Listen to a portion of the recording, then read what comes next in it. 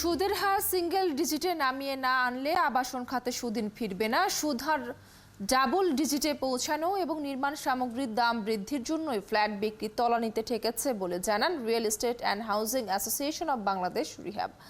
রবিবার রাজধানীর সিডাপ মিলনায়তনে 2024-25 অর্থ বছরের প্রস্তাবিত বাজেটের প্রতিক্রিয়ায় এসব বলেন সংগঠনটির সভাপতি। বলেন, বাংলাদেশে ফ্ল্যাট রেজিস্ট্রেশনে ব্যয় 22%, যা পৃথিবীতে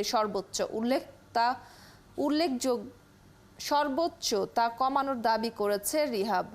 এ সময় প্রস্তাবিত বাজেট 15% ট্যাক্স দিয়ে কালো টাকা সাদা করার যে সুযোগ দেওয়া হয়েছে সেটাকে সাধুবাদ জানিয়েছে রিহ্যাব। সংগঠনটির ধারণায় এতে করে ফ্ল্যাট বিক্রি বাড়বে। অপদস্থিত অর্থ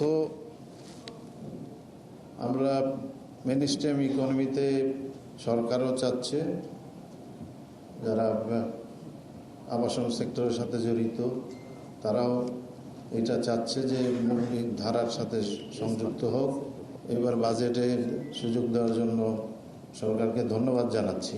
কিন্তু আবাসন খাতে এবং মধ্যবিত্ত যারা ফ্ল্যাটগুলো কিনবে তাদের জন্য এটা বিশেষ স্কিম করা প্রয়োজন।